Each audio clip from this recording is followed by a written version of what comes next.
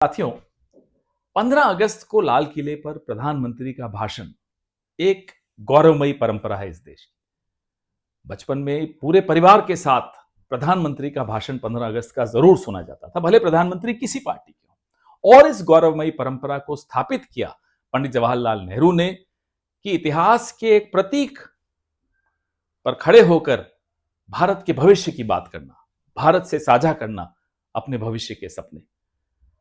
अफसोस की बात यह है कि पिछले 11 सालों में नरेंद्र मोदी जी ने इस गौरवमयी परंपरा को तार तार कर दिया। जब लाल किले से प्रधानमंत्री बोलते हैं, वो भूल जाते हैं कि वो किस विचारधारा के हैं। वो संविधान की विचारधारा को सर्वोपरि मान के बोलते हैं और पूरे देश को जोड़ते हुए बोलते हैं। पूरा देश को, एक एक व्यक्ति को, नॉर्थ ईस्ट हो, साउथ हो, नॉर्थ हो, वेस्ट हो, सेंट्रल हो, सबको लगता है कि नहीं, मेरे मन की बात की है प्रधानमंत्री ने। लेकिन आज का भाषण अगर आपने सुना तो इतना संकीर्ण था और इतना द्वेष से भरा हुआ था कि यह भाषण जोड़ने के लिए नहीं था, यह भाषण तोड़ने के लिए था। संघ का नाम लेना प्रधानमंत्री की मजबूरी हो सकती है। राष्ट्रीय स्वयंसेवक संघ का नाम लाल किले से लेना, उनकी तारीफ करना इनकी बहुत बड़ी मजबूरी है, क्योंकि राष्ट्रीय स्वयंसेवक संघ ने अब इनकी सेवानिवृत्ति की बात करनी शुरू कर दी है। आप आपस में चाटुकारिता करते रहिए एक दूसरे की, लेकिन आप संघ का नाम लेकर लाल किले से आप सरदार पटेल का अपमान कर रहे हैं, आप बाबा साहब आंबेडकर का अपमान कर रहे हैं, आप महात्मा गांधी का अपमान कर रहे हैं, आप संविधान का अपमान कर रहे हैं, आप तिरंगे का अपमान कर रहे हैं। ये आप कैसे कर सकते हैं? इसी संविधान की शपथ लेकर आप यहां लाल किले तक पहुंचे हैं, इसी तिरंगे की वजह से आप लाल किले तक पहुंचे हैं, लेकिन नहीं, आपने आज इन तमाम प्रतीकों का अपमान किया। और जिसका आदर्श संघ हो वो महात्मा गांधी के खिलाफ ही होगा, उस विचारधारा के खिलाफ ही होगा, वो संविधान और तिरंगे के खिलाफ ही होगा। संघ इस वर्ष 100 साल का अपनी जयंती मना रहा है।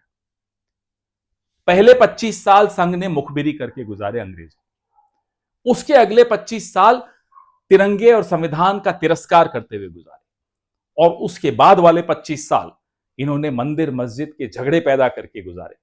पिछले 25 साल दलितों, आदिवासियों, पिछड़ों के हक कैसे मारे जाएं, ये साजिश रचते हुए गुजारे। संघ ऐसी कोई साजिश नहीं है जिसमें शामिल ना हो, जिसमें उसकी संदिग्ध भूमिका ना हो। इसका तो नाम ही राष्ट्रीय संदिग्ध संघ रख देना चाहिए। ऐसे संगठन का नाम आप लाल किले से 15 अगस्त को ले रहे हैं।